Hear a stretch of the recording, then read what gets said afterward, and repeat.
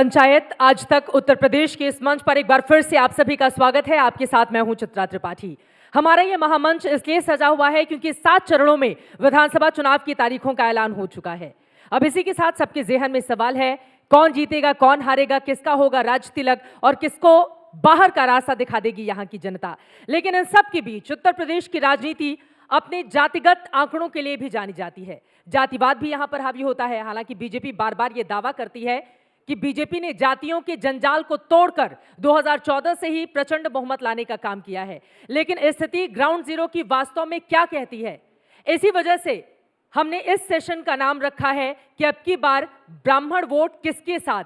और हमारे साथ यूपी बीजेपी का बड़ा ब्राह्मण चेहरा, उत्तर प्रदेश के deputy chief minister doctor Dinesh Sharma ji मंच पर आ चुके हैं। जोरदार तालियों के साथ स्वागत कीजिए इनका। आपका बहुत स्वागत है सर। और चूंकि अब सीधा सा सवाल पहले आप ही से पूछ लेती हूं, यही कि बीजेपी की इस बार की स्थिति क्या रहने वाली है अब जब चुनावी तारीखें सामने आ गई, और ब्राह्मण मतदाता, चूंकि उसके लिए बीजेपी ने अपनी 4 सदस्यीय टीम भी बना ली है। और दर्शकों की जानकारी के लिए बता दूं कि 1980 के बाद पहली बार ऐसा हुआ है जब ब्राह्मण बड़ी तादाद में 2017 में जीतकर विधानसभा पहुंचे। इस बार की स्थिति क्या है? पंडित जी लोग नाराज हैं क्या आप लोगों से? माइक ले लीजिए सर। देखिए, मुझको लगता है कि जब मैं समाचार पत्रों में और या इस प्रकार के चैनल्स के वार्ता में सुनता हूं तो मैं आश्चर्य भी होता है, और आश्चर्य के साथ साथ कोई इस प्रकार का संशय मेरे मन में नहीं है कि ये चर्चाएं नहीं होंगी, ऐसा मुझे नहीं लगता। क्यों? 2017 में, 2019 में, उसके बाद उपचुनाव में, पंचायत के चुनाव में, या जो भी चुनाव आते रहे, विपक्ष हमेशा से इसी प्रकार के सम्मेलन, इसी प्रकार के दुष्प्रचार, इसी प्रकार की भ्रांतियों को पैदा करने का उपक्रम करता रहा है। और जितना करता है उतना ही बीजेपी का वोट बढ़ता है। ब्राह्मण का जब नाम लेता है तो ब्राह्मण चाहता क्या है ये इसकी जिक्र नहीं करता। ब्राह्मण एक जात नहीं, एक श्रेष्ठ जीवन जीने की पद्धति है, एक वो प्रवृत्ति है जो अपना नहीं, दूसरों के सुख में अपने सुख की अनुभूति करता है, और जो भारतीय संस्कृति का प्रतिपादन चाहता है, देवी देवताओं का सम्मान चाहता है, अपने ग्रंथों का, अपने वेद पाठों का सम्मान चाहता है। कौन देगा ये? श्री राम जन्मभूमि मंदिर के निर्माण में क्या विपक्ष ने सहायता किया था? क्या राम सेतु बंधु रामेश्वरम और श्री राम जी काल्पनिक हैं, ये एफिडेविट किसने दिया था? पतंगा पर नहीं मारेगा किसने कहा था? श्री राम मंदिर की जगह पर चिकित्सालय बना दें, पंचायत घर बना दें, विश्वविद्यालय बना दें, किसने कहा था? आज तक सपा, बसपा, माकपा, भाकपा, जितने भी आप नाम ले रहे हैं, उनके वरिष्ठतम नेता कौन सी राम मंदिर का दर्शन करने के लिए गए हैं? कौन बाबा विश्वनाथ के कॉरिडोर का जब निर्माण हुआ, आज तक 70 सालों के बाद भी किसने क्यों नहीं सोचा 3000 स्क्वायर फीट की जगह 1.5 लाख स्क्वायर फीट का जब बनाया? प्रधानमंत्री जी ने जब गंगा का स्नान करके आचमन लिया, ये भारत की संस्कृति का एक विराट स्वरूप था। लेकिन विपक्ष के एक बड़े नेता का बयान, मोदी जी के अंतिम शब्द, मोदी जी के साथ अंतिम शब्दों को जोड़ के, आप कब तक कुठाराघात करते रहोगे भारतीय संस्कृति पर? कब तक कुठाराघात करते रहोगे हमारी मान्यताओं पर? प्रधानमंत्री ऐसे व्यक्ति के साथ में अंतिम शब्द का प्रयोग, वो चिरायु हो, सतायु हो, मेहनत के साथ देश को बनाने में लगे हुए हैं, लेकिन आप एक सीमाओं को लांघ जाते हैं। आज कॉरिडोर का निर्माण हुआ है, लाभ किसको होगा? धार्मिक पर्यटन भी बढ़ेगा, लोगों की मान्यताएं भी होंगी। आज अयोध्या में श्री राम मंदिर का निर्माण होने के साथ अंतरराष्ट्रीय स्तर का शहर बन रहा है, ये सबके लिए अवस्थापना सुविधाएं होंगी। आज भगवान रामलला के दीपावली के दिन जब हेलीकॉप्टर से फूल बरसाता हुआ जब वहां पर रामलला उतरते हैं बजरंगबली श्री हनुमान और माता सीता के साथ, क्या देख के हर्षोल्लित नहीं होते लोग? हेलीकॉप्टर से आज जब कांवड़ियों के ऊपर फूल बरसता है, और फूल बरसने में एक समय वो भी था जब कांवड़िया की यात्रा निकलती थी, वो बम बम भोले बोलते थे और अराजक तक पत्थर बरसाते थे। आज फूल बरस रहे हैं, ये परिवर्तन नहीं है क्या? फूल तो बरस रहे हैं। मैंने आपसे सवाल पूछा सीधा सा, आपका प्रश्न का ही उत्तर है। 4 सदस्यीय ब्राह्मणों की टीम बनाने की जरूरत क्यों पड़ी ब्राह्मण मतदाताओं को लुभाने की? यही कह रहा हूं आपको, यही विपक्ष की समझ में नहीं आता है। वो ब्राह्मण को वोट बैंक समझ रहा है, यही उसकी भ्रांति है। जितना वो समझते हैं उतना ही ज्यादा बढ़कर होता है। आज सबसे आप लोगों ने भी तो तय किया है कि 10,000 से ज्यादा जहां पर ब्राह्मण मतदाता होंगे वहां पर बड़े-बड़े हम लोग जात के किए जाएंगे उनको लुभाने के लिए। बीजेपी जात के आधार पर निर्णय लिया ही नहीं करती। हमारे तो कई ऐसे प्रत्याशी, सुरेश खन्ना जी 8 बार 9 बार जीत कर आए, 9 बार। वहां खत्री कितना है? सतीश महाना जीत कर आते हैं, खत्री कितना है? कई जगह हमारे ऐसे प्रत्याशी कहते हैं जी जात बिरादरी का 10 वोट नहीं है और उनको हम टिकट देते हैं। बीजेपी टिकट के मामले में भी और किसी प्रकार के आचरण में कभी जातीयता नहीं लेती। सबका साथ सबका विकास हमारा उद्देश्य है। मुख्यमंत्री जिस जिस गोरखपुर से आते हैं वहां के कई बड़े ब्राह्मण चेहरों को समाजवादी पार्टी में शामिल कराने का काम अखिलेश यादव की ओर से किया गया है। आप कुछ लोगों को बड़ा चेहरा बताकर मैं समझता हूं बड़ा स्वरूप प्रकट करने का जो कार्य होगा उससे मैं सहमत नहीं हूं, क्योंकि जो मूल ब्राह्मण हो या कोई और जाति हो, भारतीय जनता पार्टी ने जिस प्रकार से विकास के कार्य किए हैं, जिस प्रकार से संस्कृत का प्रतिपादन किया है, संस्कृत के कोई माध्यमिक विद्यालय नहीं जहाँ शिक्षक ना हो। आज संस्कृत का जो अध्यापक है उसको भी माध्यमिक शिक्षा के अध्यापकों की तरह से शिक्षक पुरस्कार मिलता है, 2 साल का एक्सटेंशन मिलता है अगर वो पुरस्कार पाता है। विद्यार्थियों को 1 लाख रुपए और टैबलेट मिलता है अगर वो प्रथम 10 स्थान पर आते हैं।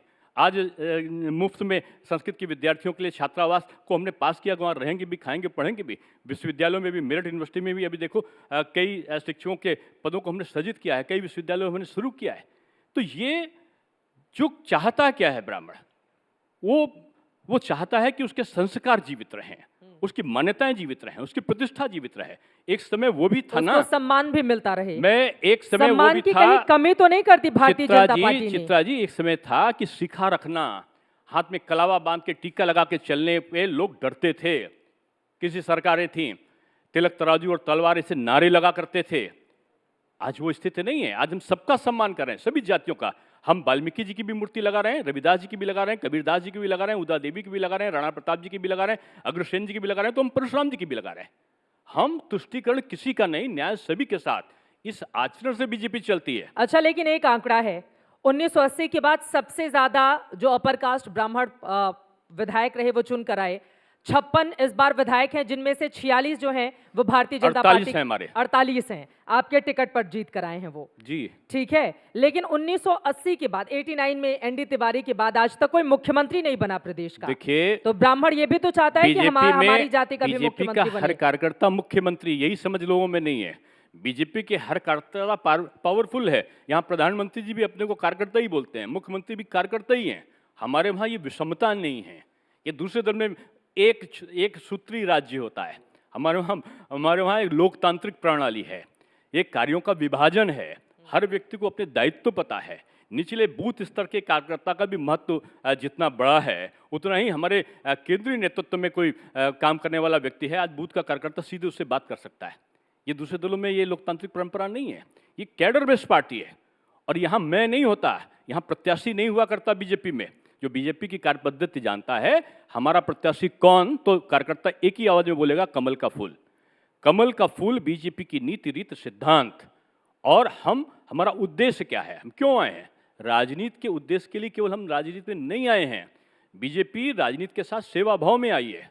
आप पूछिए, आपको तो बड़ा खोजी चैनल है, आपके चैनल के तमाम क्लिप्स मौजूद होंगी। 1.5 साल के अंतराल में एक क्लिप आप हमको अपने चैनल पर दिखा दीजिएगा कि विपक्ष का कोई बड़ा नेता कोरोना के समय अपने चुनाव क्षेत्र में भी जाकर और कोई काम कर रहा हो, बड़े नेता का मैं बात कर रहा हूं, और कार्यकर्ता उनके कोई सेवा का काम कर रहे हों। लेकिन बीजेपी का कार्यकर्ता सेवा ही संगठन के नाम पर काम करते करते सैकड़ों की तादाद में दिवंगत हुए बीजेपी के कार्यकर्ता। 7 एमएलए हमारे दिवंगत हुए हैं, 3 मंत्री हमारे नहीं रहे हैं। ये बीजेपी है। किट्स को बांटना, सैनिटाइजर को बांटना, कोरोना पॉजिटिव के लोगों को हॉस्पिटलाइज कराना, हॉस्पिटल कार्य में उनके घर के लोगों को भोजन पहुंचाना, श्रमिक काम है तो उनके लिए बस की व्यवस्था करना, उनको क्वारंटीन कराना, उनके रोजगार की व्यवस्था करने में सहायता करना, ये काम करती है बीजेपी। बीजेपी कभी केवल वोट की राजनीति के लिए नहीं, मौसम 4.5 साल तक, 4.5 साल तक घरों में एयर कंडीशन में विदेशों की यात्रा करते रहे, करते करते 4.5 साल बीत जाएं, अचानक प्रकट हो जाएं, और प्रकट होने के बाद वो अपनी राजनीतिक पर्यटन यात्राओं में केवल कुछ न कुछ दोषारोपण करके, आरोप करके और सरकार को बदनाम करने का काम करें, ये जनता जानती है। अब 4.5 साल तक कहाँ थे? संकट था तो आप कहाँ थे? आप कह रहे थे, कुछ एक दल तो कह रहा था वैक्सीन आ नहीं सकती, दिल्ली में बैठे हुए नेता को कह रहे थे कि यार वैक्सीन आए तो विदेश से खरीद लो। जब हिंदुस्तान में बन गई तो कहें प्रभावशाली नहीं होगी, प्रभावशाली हो गई तो कहने मुफ्त में होनी चाहिए, जब मुफ्त में हो गई तो कहने लगे लगेगी कैसे, जब लगेगी ट्रेनिंग दे दिया गया, लग गई। तो अब उसके बाद नया सुगोफा, एक उत्तर प्रदेश के नेता ने कहा ये तो बीजेपी की वैक्सीन है, ये तो वैक्सीन जो है ये मोदी जी की वैक्सीन है, मत लगाना, जब सत्ता में आएंगे तब लगाना। क्या 1.5 साल तक का ये कोई जनता इंतजार करती? आज कोरोना के संक्रमण से पूरा विश्व करहा रहा है, लेकिन उत्तर प्रदेश जो 24 करोड़ की आबादी वाला उत्तर प्रदेश आज कोरोना के संक्रमण के युद्ध में एक नियंत्रण की स्थिति में अपने आप को पाता है। ये गर्व की बात नहीं है क्या? ऑक्सीजन, लेकिन फिर लोग गिनाने लगेंगे ना कि गंगा के ऊपर से जो तैरती लाशें थी उसके लिए कौन जिम्मेदार था? देखिए आज अगर इसके पहले जाकर आप देखें, कुछ परंपराएं हुआ करती थी, उन परंपराओं के अंतर्गत उनका प्रवाहन होता था।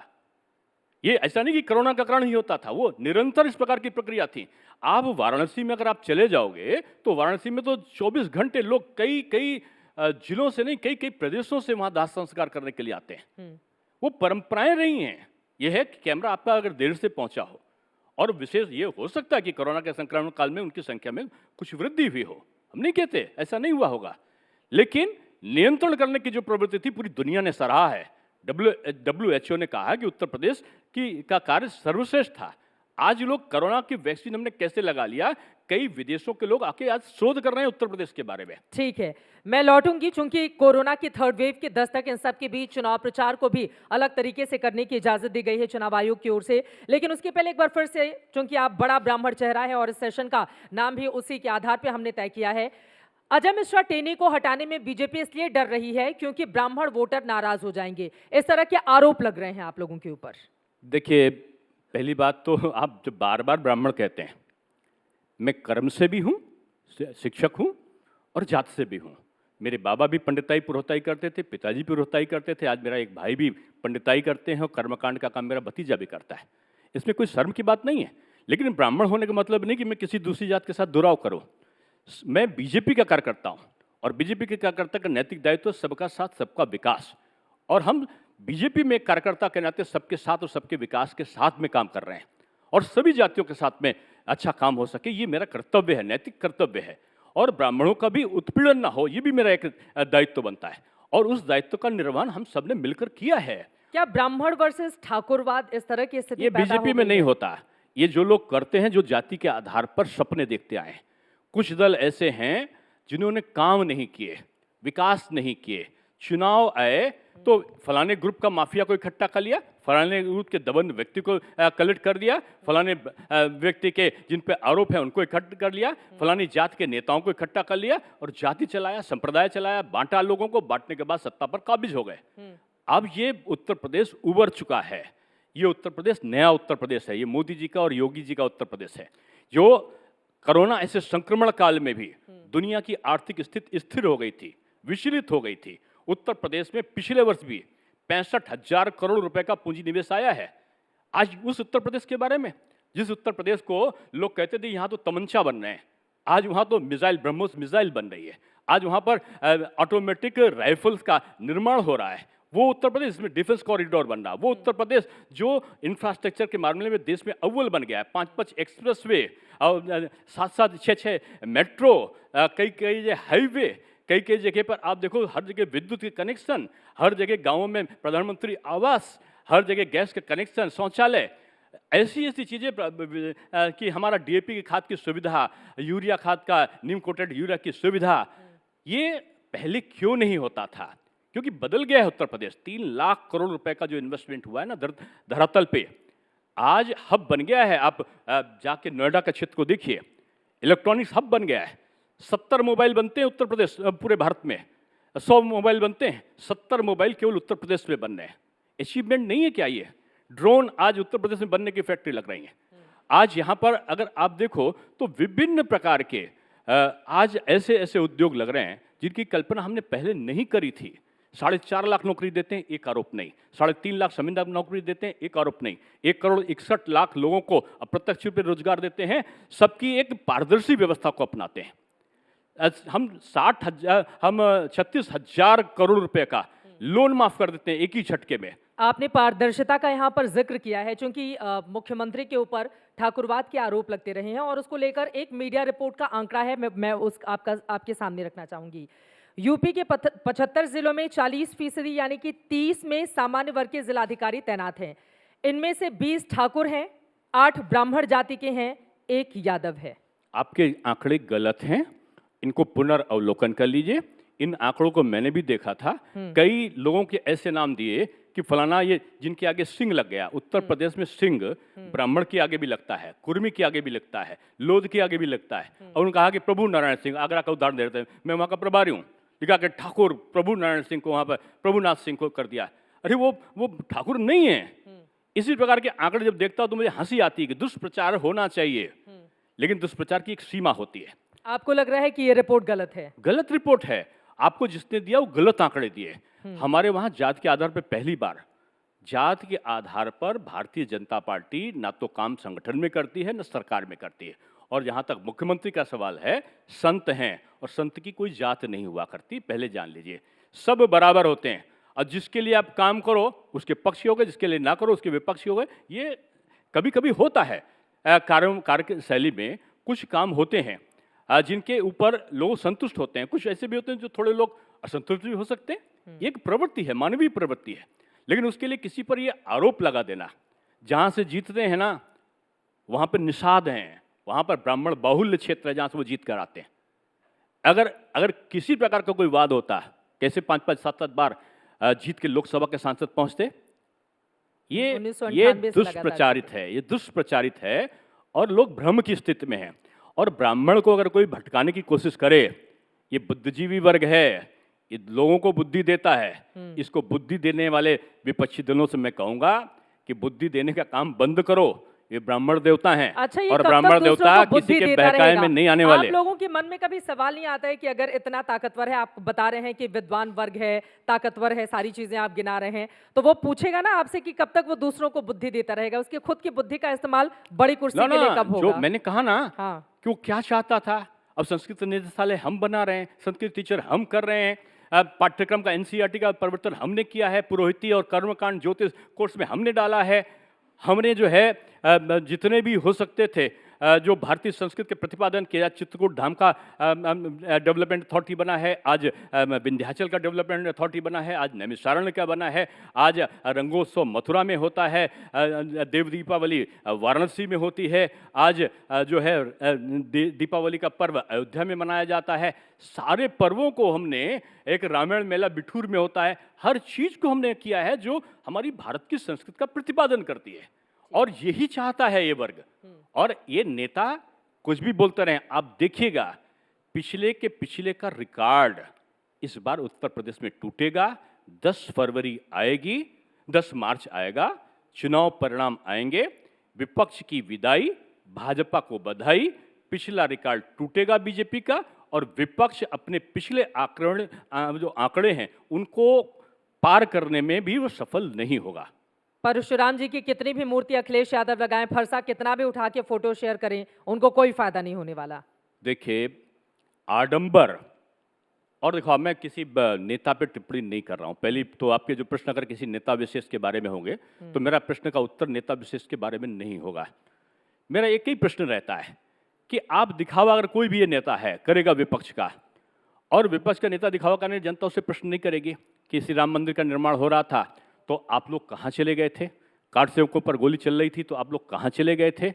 जब कोर्ट में एफिडेविट लगाया जा रहा था कि राम जी काल्पनिक हैं तो आप कहाँ चले गए थे? जब जन्माष्टमी में जो परंपरागत से आज़ादी के बाद से जो वहाँ पर जन्माष्टमी थानों में और मनाई जाती थी, परंपरागत है, वो क्यों बंद हो गई थी पिछली सरकारों में? अगर आदेश नहीं दिया था किसी सरकार ने तो वो मनाई क्यों नहीं जा रही थी? इसकी जांच क्यों नहीं कराई थी? 2017 में आने के बाद वो फिर से शुरू हुई। तो ये कारण लोग नहीं पूछेंगे क्या? लोग पूछेंगे कि आपको उस समय याद नहीं आया था? पिछले चुनाव होते थे, आपको याद होगा कि तब टोपियों का रंग दूसरा होता था। कौन सा रंग होता था? अब वो जो होता तो आपको पता है, और लगा के उन्माद पैदा किया जाता था जान के। बीजेपी हिंदू और मुसलमान में उन्माद पैदा नहीं करती। बीजेपी में अगर गैस का सिलेंडर मिला होगा तो हिंदू को भी मिला, मुस्लिम को भी मिला। मकान मिले हैं तो हिंदू को भी मिले, मुस्लिम को मिले। अगर लोन मिला है, सम्मान निधि मिली है तो हिंदू को भी मिला, मुसलमान को मिला। किसी की जात को पूछकर राशन नहीं मिला है, खाद्यान्न मिला है तो सबको बराबर मिला है। बल्कि जो गरीब तबका मुस्लिम वर्ग में ज्यादा था तो उसको ज्यादा मिला है। तो ये हमने पार्शलिटी नहीं करी, तुष्टिकरण किसी का नहीं, न्याय सभी के साथ। लेकिन विपक्ष क्या करता था? विपक्ष की सरकारें वोट करेगा बीजेपी को। देखिए, पहला प्रश्न का उत्तर मेरा शुरुआत में यही था, बीजेपी वोट की राजनीति नहीं करती। राजनीति के साथ साथ सेवा धर्म भी हमारा है। सेवा ही संगठन के नाम से हमने काम किया तो उसको मैंने बताया ना।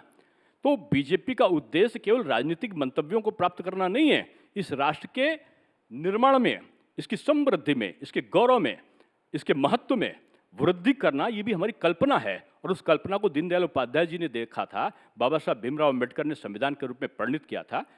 लोग कहते हैं सपने आते हैं। एक अभी मैं कार्यक्रम में पश्चिमी उत्तर प्रदेश में था, एक वरिष्ठ नेता ने कहा विपक्ष के कि चौधरी साहब ने जो आज आप नदियों को लिंक करने का काम कर रहे हैं प्रदेश में, आपस में जोड़ने का, ये 40 साल पहले चौधरी साहब ने कहा, सपना देखा था इसका। मैंने कहा सपना देखा था चौधरी साहब ने, लेकिन चौधरी साहब के सपने के बाद में कितनी सरकारें चौधरी साहब का नाम ले लेकर बनी हैं, जीती हैं, कितने विधायक और कितने मंत्री बने हैं केंद्र में और प्रदेश में, कितनी सरकारें आई, लेकिन किस सरकार ने चौधरी साहब के सपने को पूरा किया था? अगर आज लिंक आपस में जोड़ने का काम नदियों को करने का कहीं भी किया होगा, आज हर घर जल नल का प्रयोग अगर आज बीजेपी ने किया होगा, हर घर में उजाला हो, लाइट को देने का काम हमने किया, अगर सड़क बनाने का काम हमने किया, तो ये सपना देखा होगा चौधरी साहब ने। बात सही है, वो किसानों के नेता थे, मसीहा थे, लेकिन उस सपने को इन लोगों ने पूरा क्यों नहीं किया? आज ये प्रश्न जनता इनसे पूछती, बीजेपी ने किया। चौधरी साहब का बार बार इतना ताकत लगा के जिक्र इसीलिए हो रहा है ताकि पश्चिमी यूपी में सबसे पहले चुनाव है और इस मंच से वहां तक मैसेज ले मैं मैसेज नहीं पहुंचाता हूं, वहां के लोगों को मैसेज है, और लोगों ने इसीलिए मैसेज करने के बाद पिछले बार सभी को हरा कर भेजा है और सुपड़ा साफ हुआ था। इस बार देखिएगा पश्चिमी उत्तर प्रदेश में पिछला रिकॉर्ड टूटने वाला है। लोगों में जिस प्रकार से मोदी जी ने किसानों के लिए काम किया है, अखिलेश यादव साथ हैं, उसका असर नहीं पड़ेगा। साथ इस उत्तर प्रदेश के इतिहास का सबसे बड़ा गठबंधन, जिसको महागठबंधन कहा था आज तक ने, मैं देख रहा था आपके पिछले जो एंकर थे, उन्होंने इतनी गर्मजोशी के साथ में कहा था कि महागठबंधन सारे लोगों के लिए खतरनाक हो गया है और इसका मुकाबला बीजेपी कैसे करेगी, उसके सामने चुनौती है। हमने कहा था कि हम इनका सुपड़ा साफ करेंगे। सपा बसपा मिले, कांग्रेस ने बाहर से समर्थन किया, बाद में पहले इसके कांग्रेस और सपा मिले, बसपा ने बाहर से समर्थन किया, इनका सुपड़ा साफ हुआ। उससे बड़ा गठबंधन आज तक उत्तर प्रदेश के इतिहास में कोई नहीं हुआ है। और अब अगर वो हमारा पास में एक दल गया है, एक छोटा सा दल गया है 7-8 सीटों वाला, अगर वो दल गया होगा या तो उस दल के अलावा हमारे पास और दल जुड़े ना हमारे साथ में, हमारे साथ और दल भी जुड़े और लोग भी जुड़े, और इतना बड़ा महागठबंधन का बड़ा दल उनसे अलग हुआ, इसकी तुलना और विश्लेषण कोई क्यों नहीं करता? जब इतना बड़ा गठबंधन नहीं, महागठबंधन को हमने बिल्कुल धूल चटा दी जनता ने, हमारी मतदाताओं ने, तो आज कौन मुकाबला करेगा? आज क्या स्थितियां कोई बदल गई हैं क्या? आज कोई बहुत बड़ा काम किसी ने कर दिया है क्या? आज हमने कौन सा ऐसा काम करा है जो आज जनता के हित में नहीं है? उनके लिए कहा जा रहा है छोटे छोटे दलों को साध कर दरअसल बीजेपी के हिंदुत्व की काट निकालने की कोशिश किया है। कौन हमारे साथ में नहीं है? कौन नहीं है हमारे साथ में? सारे लोग हमारे साथ में, हमने नेतृत्व तो खड़ा किया है। अगर लोग आप एक किसी दल की बात कर रहे हैं तो आज बहराइच में महाराजा सुहेलदेव जी की जयंती मनाने का काम किसने किया है? पहले विदेशी आक्रांता जो महाराजा सुहेलदेव जी के साथ जिसका युद्ध हुआ था, उसकी जयंती लोग मनाते थे। आज बीजेपी ने शुरू किया है वहां पे सुहेलदेव जी, महाराजा सुहेलदेव जी। मैं पर्यटन का चेयरमैन था, सबसे पहले 12 लाख रुपए मैंने दिया था वहां पर बनने के लिए 98 में। उसके बाद फिर हम लोगों ने वहां पर मेला लगाया। आज वहां मेडिकल कॉलेज महाराजा सुहेलदेव जी के नाम पर, सड़कें उनके नाम पर, आज बहुत बड़ा विश्वविद्यालय, कई 100 करोड़ रुपए का महाराजा सुहेलदेव विश्वविद्यालय आजमगढ़ उनके नाम पर, आज कई 25 करोड़ से ऊपर, मैं एग्जैक्ट राशि और ज्यादा है, का ऑडिटोरियम और वो बनाने का नाम महाराजा सुहेलदेव के नाम पे। उनके जात के कितने लोगों को बताऊं, खेत में काम करके खुरपी चला रहे थे एक हमारे राजभर कार्यकर्ता, उनको टेलीफोन भी उनके पास में नहीं था, उनको हरकारा लेकर जाकर बताता है कि साहब आपको बीजेपी कार्यालय से फोन आया है। काय को फोन आया है? उनका साहब आपको बात कर लीजिए। फोन पहुंचता है कि आपको राज्यसभा का सांसद बनना है, राज्यसभा का सदस्य बनना है। चौंक जाते हैं, उनसे कहा जितनी संपत्ति हो उसका ब्यौरा लेकर आओ। बोले मेरे पास तो कोई संपत्ति ही नहीं है। आखिर राज्यसभा के सदस्य बन जाते हैं। बीजेपी गरीबों को, कुचलों को, पिछड़ों को, सबको, ना अनुसूचित, ना दलित, ना सवर्ण, गरीब सवर्ण को भी हम, गरीब जो सामान्य लोग हैं उनको भी हम आरक्षण देने के काम करते हैं। हम भेदभाव नहीं करते, इसलिए ये वेदना, ये पीड़ा विपक्ष के चिंता का कारण बन गई है। ठीक है, अब चलते चलते आखिरी के 2 सवाल। पहला ये कि खुद मुख्यमंत्री और उप मुख्यमंत्री केशव मौर्य जी की ओर से चुनाव लड़ने की बात कही गई है कि हम लोग तैयार हैं, पार्टी को निर्णय लेना है। क्या आप भी चाहते हैं कि विधानसभा चुनाव आप लड़ें? क्या आपका इस आपके मन की बात क्या है? और देखिए, बीजेपी में मन की बात नहीं होती जो कार्यकर्ता के, हाँ, बीजेपी में संगठन के मन की बात होती है। संगठन कहता है कि दरी बिछाना है तो कार्यकर्ता उसमें ये नहीं पूछता क्यों बिछाऊं, वो कहता है कि आपको माइक लगवा के सभा करानी तो वो उसके लिए लग जाता है। और मैं एक वार्ड के स्तर का कार्यकर्ता निकला हूँ और मेरा सौभाग्य रहा है कि मैं पूज्य अटल जी के सानिध्य में मुझे अवसर मिला है, उनके चुनाव संचालन समिति का भी मैं था। मैं माननीय कुशवाहा भाऊ जी के साथ में, माननीय भंडारी जी के साथ में, माननीय जोशी जी के बारे साथ में, अटल जी, आडवाणी जी के, बड़े माननीय राजनाथ जी और कल्याण सिंह जी ऐसे लोगों के साथ में काम करने का सौभाग्य मुझे मिला है। माननीय मोदी जी ऐसे व्यक्तित्व का और अमित शाह जी ऐसे लोगों का सानिध्य मुझे मिला है। मैंने कभी मैं वाला शब्द हमारे वहाँ नहीं होता, वहाँ तो सीधे जो संगठन होता है वो अपने कार्यकर्ताओं को निर्देश आदेश देता है। आएगा तो तैयार हैं। देखिए, तैयार वाला होना और ना होना प्रश्न नहीं उठता है, जो निर्णय संगठन लेता है वो क्रियान्वित होता है 100% हमारे वहाँ। हमारे वहाँ इफ या बट नहीं होता। वैसे मैं आपकी नॉलेज के लिए बता दूं कि 2027 तक अभी मैं विधान परिषद का सदस्य हूँ, नेता सदन भी हूँ विधान परिषद में।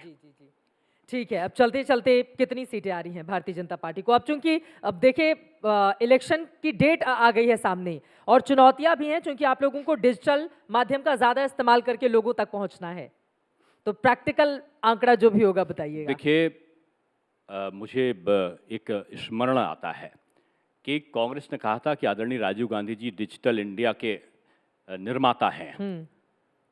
एक और पार्टी है, उसने कहा था कि लाखों लैपटॉप बांट के, और उन्होंने योगी जी के बारे में पूछा था कि वो लैपटॉप चला सकते हैं कि नहीं चला सकते। इस प्रकार के प्रश्न कहीं से आए थे जी। उसका सीधा आशय यही था उन दलों का कि हम डिजिटल में एक्सपर्टीज हैं और हम बहुत अच्छा डिजिटल का वो जानते हैं। आज लोकसभा और आज विधानसभा चुनाव की घोषणा के बाद वो हताश और निराश क्यों हैं? अगर इसका विश्लेषण आप करोगे तो पहले दिखाई पड़ेगा, जब पिछले चुनाव आते थे तो ये चिल्लाते थे जीत तो हम रहे हैं, लेकिन ईवीएम का हम क्या कर लें, ईवीएम अगर साथ किसी का ना दे तो हम जीत जाएंगे।